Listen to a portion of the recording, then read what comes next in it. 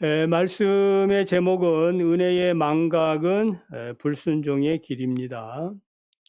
그러니까 인간의 역사는 하나님이 주신 구원의 그 은혜의 역사와 그리고 그 은혜를 망각하는 불순종의 역사의 어떤 그 충돌이다라고 할 수 있습니다. 진정한 왕이신 하나님을 거부하고 눈에 보이는 인간왕을 갈망하는 것은 하나님의 통치권을 거부하는, 반역하는 우상숭배와 같았습니다. 사무엘은 자신의 청렴함을 선언한 후에 이제 백성들이 하나님을 버리고 불신앙의 길을 선택한 것에 대해서 역사의 교훈을 들어 교훈하고 있습니다. 본문이 말씀하는 것은 무엇입니까? 첫째, 하나님의 은혜를 망각해서는 안 됩니다. 6절에서 11절을 보면은 사무엘은 이스라엘의 그 배은망덕한 역사를 상기시키죠. 하나님이 모세와 아론을 통해서 그들을 애굽에서 구원하셨다. 그럼에도 불구하고 그들은 반복해서 하나님을 잊고 우상을 섬겼고, 그래, 이제 그때도 우리 하나님 은혜를 베풀어 주셔서 사사들을 보내 구원하셨다. 나 사무엘까지도 보내셔서 너희들을 구원했다. 이제 이런 얘기를 합니다. 7절을 보면은 내가 여호와 앞에서 너희와 담론하리라는 말씀이 나오죠. 이 담론이라는 말은 이제 법정적 그런 용어입니다. 함께 옳고 그름에 대해서 한번 따져보자. 그래서 하나님은 모세 아론을 세워 애굽에서 건져냈고 사사들을 통하여 끊임없이 하나님이 너희를 구원했는데 너희들은 어떻게 했느냐? 너희들은 좀 살만하면은 여호와를 잊고 바알과 아스다롯을 섬겼다. 수많은 위기 가운데에 은혜를 떠나 세상을 이렇게 너희들이 고난 가운데 있는 것은 하나님의 은혜를 거역한, 잊어버린 그러한 반역의 결과다라는 이제 그런 이야기를 합니다. 인간은 자신에게 이제 위기와 불안이 닥칠 때에만 하나님을 찾다가 문제가 이제 뭐 어느 정도 해결이 되면은 살만 난다 이런 생각을 하고 또 한순간에 하나님을 잊어버리는 망각에 빠져버립니다. 그러다가 이제 고난을 만나면 왜 하나님이 나를 버리셨는가 이렇게 원망하고 또 불평하고도 하지만은 그러나 실제의 문제는 뭐예요? 왜 내가 하나님을 은혜를 잊어버렸는가에 대해서 반성해 보아야 됩니다. 인간의 이런 타락된 본성은 본질적으로 하나님이 베풀어 주신 은혜를 끊임없이 잊어버리는 데 있습니다. 그걸 자꾸 기억하려는 데 있지 않고 어떻게 하면 잊어버릴까? 그게 이제 인간의 본성입니다. 자기의 우상을 계속 또 찾습니다. 그래서 삶의 위기와 영적 갈증은 하나님이 뭐 안 계셔서가 아니라 우리에게 베풀어 주신 하나님의 은혜를 기억하지 못하는 영적 치매에 걸렸기 때문이다라고 할 수 있습니다. 그래서 은혜의 망각은 단순히 기억의 상실을 넘어서 하나님 없어도 지금부터는 살 수 있어라는 그런 교만, 오만함에서 시작된다는 거죠. 그래서 자기 자신과 그리고 이제 우리의 가정, 또 교회도 그렇고 국가도 그렇고 수많은 이런 문제의 근본 원인에는 언제나 뭐 인간의 이런 교만한 오만함, 하나님의 은혜를 잊어버리는 데서 출발한 것이 아닌가라고 우리가 생각해야 됩니다. 물에 빠져 죽어가는 아이를 목숨 걸고 건져내어 그리고 그 아이를 또 양아들로 삼아서 온갖 사랑과 온정으로 키워준 그런 이제 양부모가 있다고 볼 때에 그 아이가 자라면서 그 은혜를 잊어버리고 또 모른 채 하고 도리어 사기꾼들과 손을 잡고 집안의 모든 재산을 들고 가출해 버렸다고 생각해 보면은 어떻겠습니까? 이런 모습이 하나님의 은혜를 버리고, 그 하나님의 은혜를 입었는데도 그것을 버리고 이방 우상과 세속을 쫓아 떠난 이스라엘의 그런 반역의 행위와 같다는 거죠. 그럼에도 불구하고 부모는 어떤 마음을 갖습니까? 자녀를 약간 기분이 안 좋죠. 통탄할 노릇이지만은 그래도 부모는 자녀를 또 찾죠. 잃어버린 자녀를 또 찾아 밤거리를 헤맵니다. 하나님이 그들을 다시 건지신 것은 인간의 공로 아닌 주님의 자비로운 언약 때문이었다라는 겁니다. 그래서 우리가 구원을 얻은 것은, 오늘도 우리가 하나님 앞에 나와서 예배 드릴 수 있는 것은 나의 성실함이 아니라 하나님이 나를 기억하신 그 은혜에 기초하고 있음을 믿으시기를 바랍니다. 종교개혁자 존 녹스는 프랑스 갤리선에서 노를 젓는 참혹한 노예 생활을 경험을 했습니다. 그 노예 생활을 하면서도 하나님께서 자신과 스코틀랜드를 구원하실 것이다 라는 그 은혜의 약속을 결코 잊지 않았습니다. 세상의 모든 환경이 절망이라고 말할 때 그럴수록 더 하나님의 약속을 믿고 하나님의 공의와 자비를 기억하면서 강구를 했을 때에 하나님께서 이 존 녹스를 그곳에서 구원하여 그리고 스코틀랜드를 개혁하는 위대한 구원의 도구로 삼으셨다라는 것입니다. 그래서 우리가 살면서 하나님의 은혜를 조금이라도 기억을 하는 것이 중요합니다.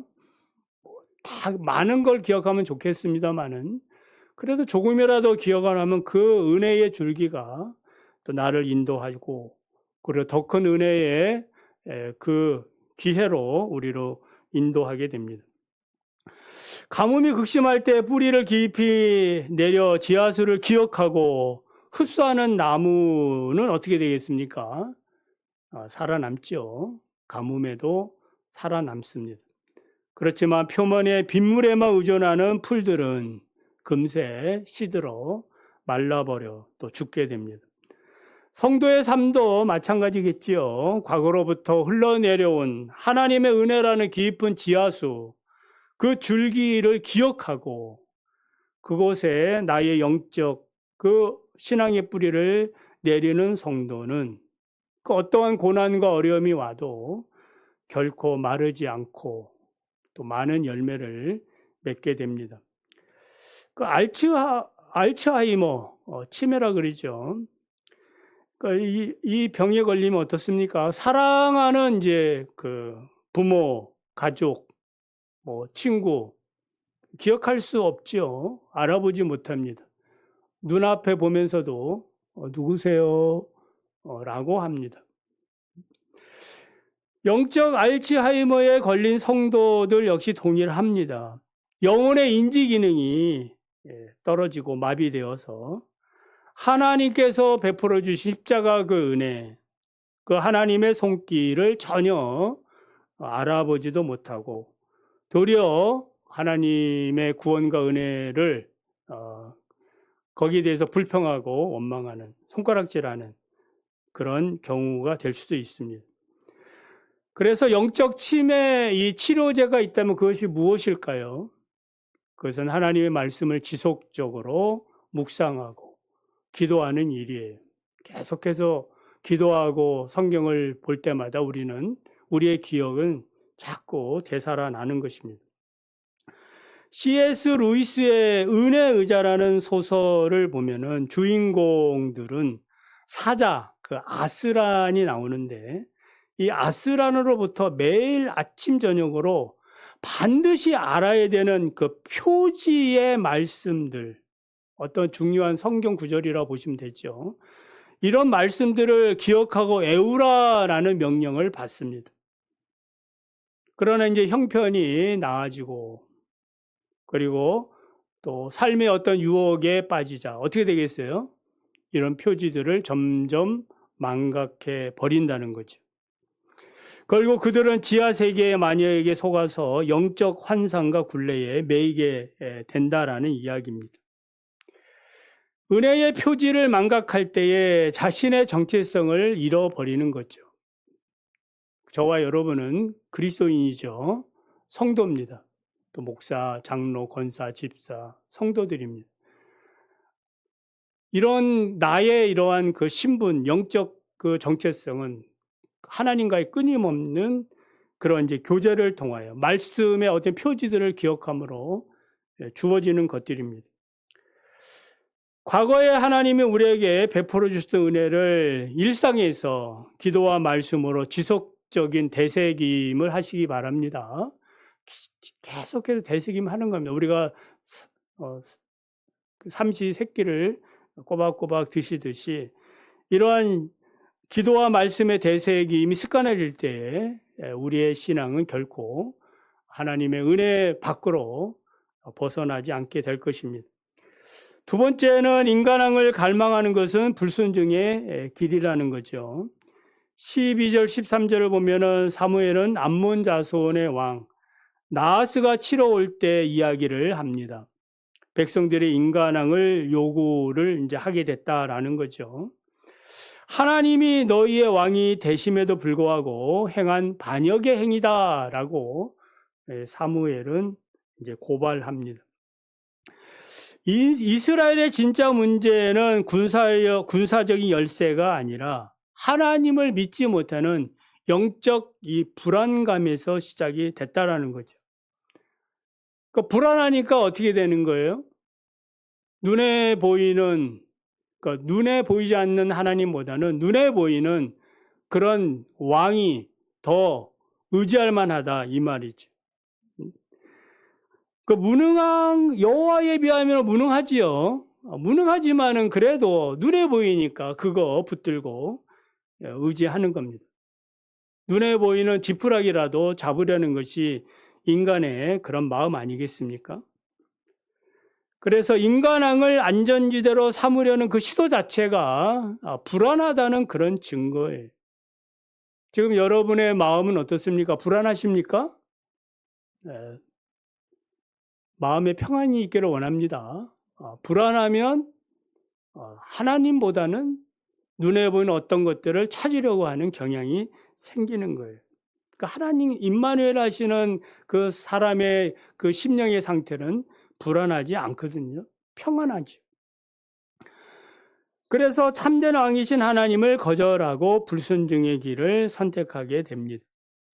하나님은 눈에 보이진 않지만 온 우주를 창조하시고 역사를 주관하시는 분이십니다. 애굽의 10가지 재앙과 홍해를 가르시고 그리고 이스라엘을 적과 꿀이 흐르는 약속의 땅으로 인도해 들이신 그 절대적 권능자이십니다. 하나님을 왕으로 모시는 자는 어떠한 대가도 하나님이 요구하지 않아요.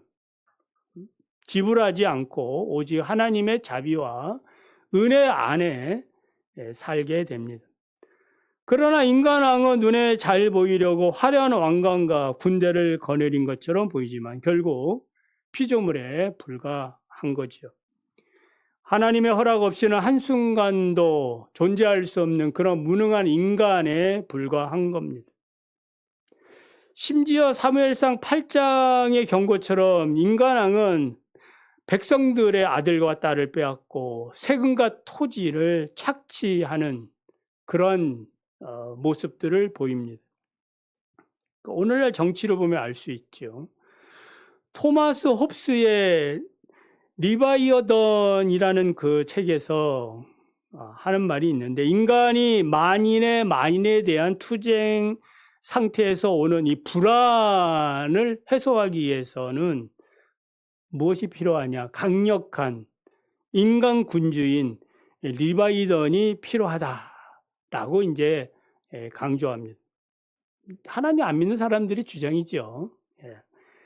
그러니까 이 리바이던에게 자신의 모든 권리와 또 자신의 모든 생명까지 양도해야 된다라고 주장을 합니다. 그러면 이제 인간이 누굴 믿고 의지하니까 편안하다 이 말이죠. 그러나 이 성경과 역사의 증거는 뭐예요? 인간 군주는 어떻습니까? 지금도 그렇죠. 뭐 평등과 인권이라는 이름을 내세우면서 또 다른 그런 폭력 또 수탈의 주체가 되고 있다라는 겁니다. 그러니까 완전한 것은 없는 거예요. 오직 하나님뿐입니다.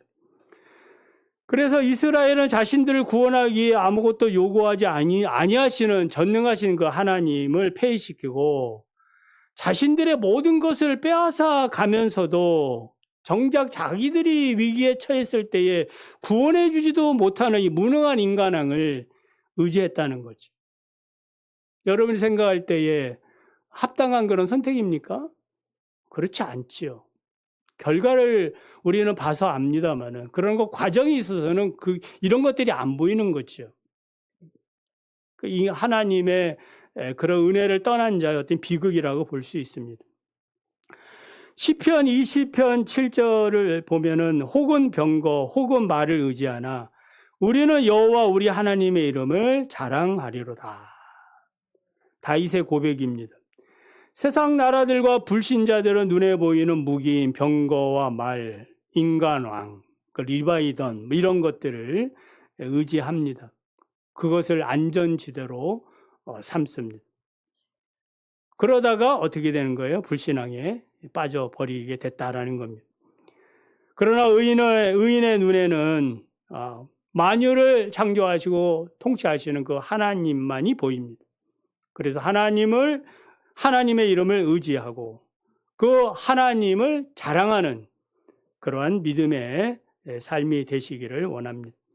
이사야 31장 1절에도 비슷한 말씀이 있죠. 도움을 구하러 애굽으로 내려가는 자들은 화 있을진저 그들은 말을 의지하여 병거의 많음과 마병의 심히 강함을 의지하고 이스라엘의 거룩한 이를 앙망하지 아니하며 여호와를 구하지 아니했다라고 말합니다.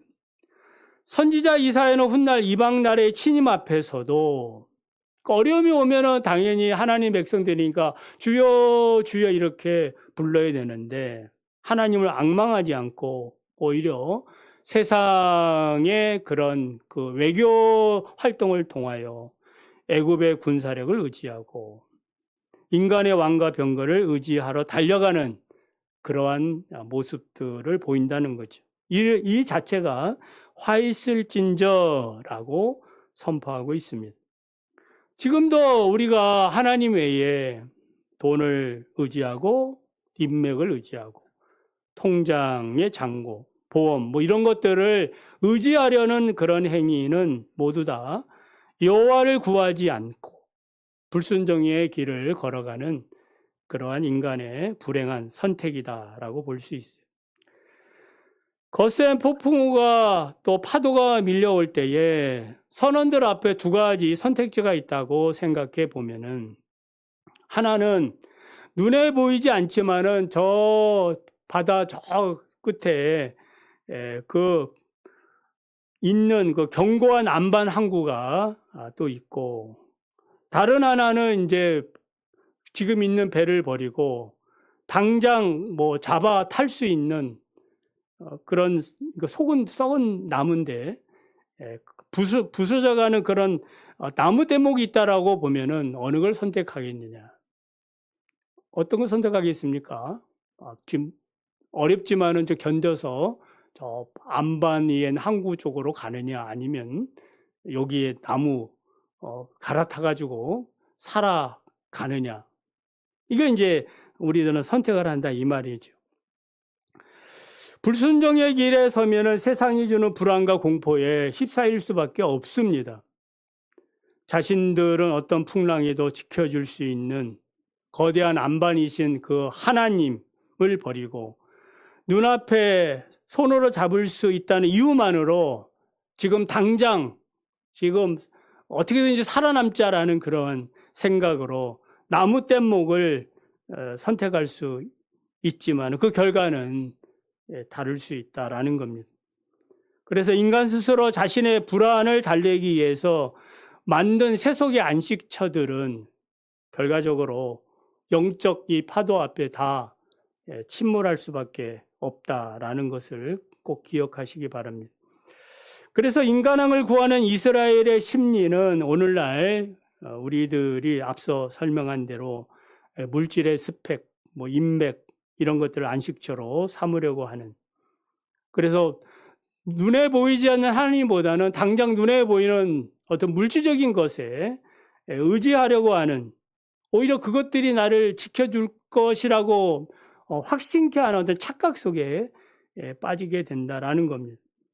그래서 하나님의 다른 대안을 찾으려고 이리저리 두루문거리는 것은 결국 그것은 우리를 영적 침몰시키는 그런 이제 요소들이 된다라는 겁니다. 로마 제국의 핍박에서도 성도들은 가이사가 우리 주님이 아니라 오직 예수 그리스도만이 우리의 주님이시고 우리의 참된 왕이시다라고 이 고백하면서 순교의 길을 걸어갔습니다. 여러분도 잘 아시죠? 그 서머나 그 감독의 폴리갑. 이 폴리갑 감독은 황제의 숭배를 거부하고 화형대에 오르면서 자꾸 회유하죠. 한 번만 예수를 모른다고 해라 라고 했을 때 뭐라고 고백을 합니까? 내가 지금까지 86년 동안 살아오면서 그분은 나를 한 번도 모른 채 하지 않으셨는데 내가 어찌 내 왕을 부인하겠는가 라고 하면서 그 순교의 제물이 되었던 겁니다. 그들은 눈에 보이는 로마 황제라는 인간왕을 거부하고 보이지 않는 만왕의 왕이신 그 하나님을 선택하고 그 길로 걸어갔던 겁니다. 톨스토이의 단편소설 사람에게는 얼마나 많은 땅이 필요한가.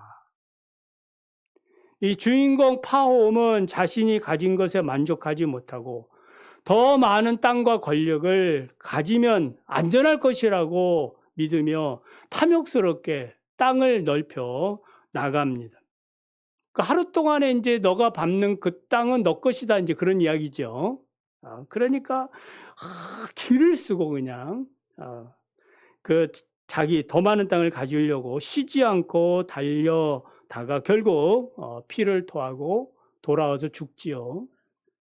그러니까 이 주인공에게 필요한 땅은 뭐예요? 그냥 무덤 한 평에 족하다라는 그런 교훈을 주고 있는 내용입니다. 불순종의 길은 보이지 않는 하나님을 포기하고 보이는 우상을 신뢰하는 길이죠. 앞서 말씀을 드린 것처럼 모든 우리의 우상의 대부분은 나의 불안으로부터 시작이 된다는 겁니다. 그래서 불안하니까 뭐예요? 이 불안을 해소하기 위하여 다른 것들, 하나님의 다른 대안들을 찾게 되는 겁니다. 이것이 대표적으로 인간 왕이 되는 겁니다. 그래서 참된 왕이신 하나님은 나의 불안을 잠재우는 것이 아니라 나의 영혼을 하나님의 통치가 임할 때에 평안을 주시는 그런 분이세요. 그래서 하나님은 우리를 보호하는 말씀이 육신이 되어 우리 가운데 거하시고 그 이름을 뭐라 불러요? 임마누엘이라. 예수님이 이 땅에 오셨는데 그 이름이 무엇이라고 불러요?